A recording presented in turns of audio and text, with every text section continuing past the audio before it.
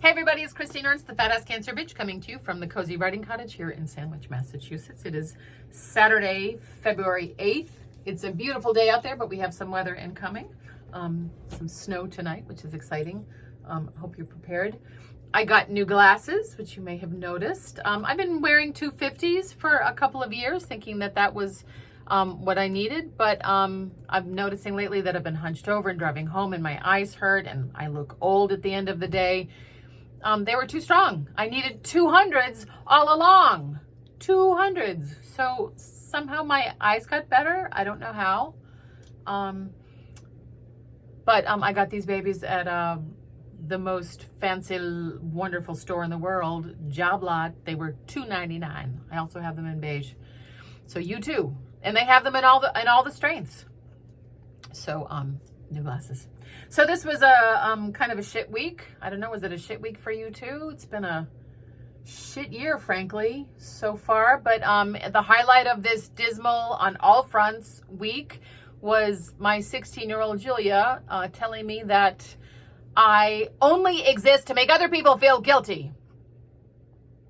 And here you must imagine the car door slamming really hard. So I'm going to talk about the woman in the purple sweater that I spoke to on Thursday night. The sweater that she was wearing was an exquisite hand-knit Aran cabled pullover in heathered lilac. Like, when was the last time you saw a beautiful Irish knit sweater in such a color? Expertly crafted and blocked. Really, it was a masterpiece of design and pattern. I admired it and asked her if she had made it. She touched the neckline and looked down and smiled and said it was her favorite color and that her mother had made it for her a long time ago. And something in the way that she said this made me blurt out, I see you are also a non-knitting daughter of a master knitter. I can relate. We laughed. She told me about her mom. I told her about the bracelets that I make from the old knitting needles I collect, how I love that they are filled with the energy of the industrious women who wielded them, like mathematicians or engineers or artists or witches magicking beautiful lasting things from skeins of string. Her mom died in 2009, but we agreed that she lives on in the sweater that her daughter wears. She's going to bring me some knitting needles and I'm going to make her some bracelets. I needed this reminder of our durability, of the through line, of our care for each other, of our ability to make something out of nothing, of our ability to adhere and persist in this week of tantrums and bloodlust. Bloodlust is the word. It's the word for all of it. This lizard brain, demented craving for power, money, wealth, sex, guns, war, revenge. And if you don't believe that this country worships bloodlust, just watch the Super Bowl. Is that tomorrow? It's like an ad for bloodlust, basically.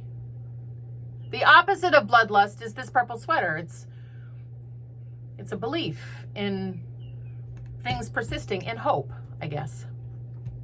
Because the craving for power and money and wealth and sex and guns, war and revenge, it comes from fear, and it's a plan with diminishing return, as if the more you amass, the more you fear losing it. See how easily it becomes monstrous and hopeless. Hopeless, another word that is much on my mind lately.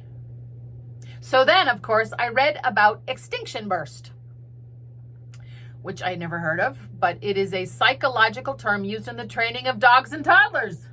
I thought, how apt. Now, an extinction burst is a temporary increase in a behavior that occurs when the reward for that behavior is no longer given. It's a part of the process of behavioral extinction and is a component of operant conditioning. To wit, when you stop giving your dog scraps at the table, the dog will often beg for scraps more aggressively, temporarily. Or when a child doesn't get praised for a behavior, the behavior may intensify and worsen for a short time before it improves. Or when a lab rat stops getting food pellets for pressing a lever, it may press the lever harder, bite it, or kick it. Yeah, so the rats have certainly been kicking the levers lately, right? But the good news is that the burst is temporary. Like next year temporary, Christine? Or in my lifetime temporary? I don't know. So I think of that purple sweater, of the patient hours it took to knit it, the loving gift of it, the care taken to preserve it and honor the work and love and skill inside of it.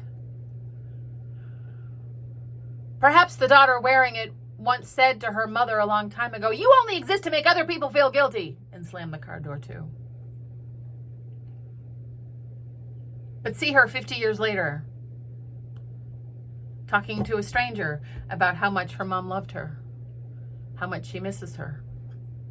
This is what I am after, the long game. Hot tip, the best way to deal with an extinction burst from a dog or a toddler or an angry teenager or a dirty, corrupt rat biting every lever he encounters: stay calm and consistent. Do not engage. Be patient. Also, if you are committed to an after-school chorus and the teacher is counting on you for the soprano section and you ask my permission to skip it because your friends aren't going, you are barking up the wrong tree, Missy.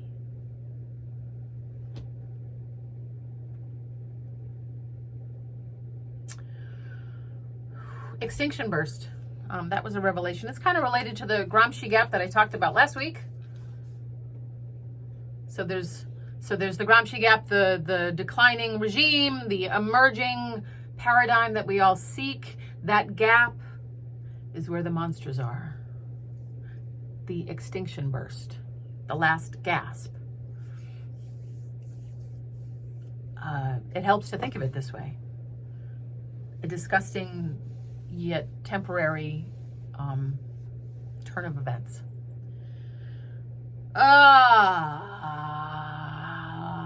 Salt your driveway, get your shovel ready. Maybe you need new glasses. Maybe you've been squinting and feeling dejected at the end of the day because you just need a different strength. There's a metaphor in there somewhere. Or just go to JobLot and spend a dime. And they will ask you at the register still if you want to contribute $10 to the California Fire Relief Funds. And you should say yes and give them a little joy. So take good care of yourselves. You are beloved. You can come as you are. Keep coming as you are. Don't change.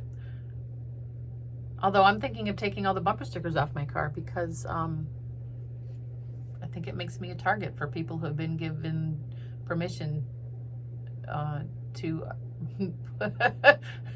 to kick all the levers. Oh. All right. Stay well. Thanks for listening. Keep the faith. Be consistent and calm and patient.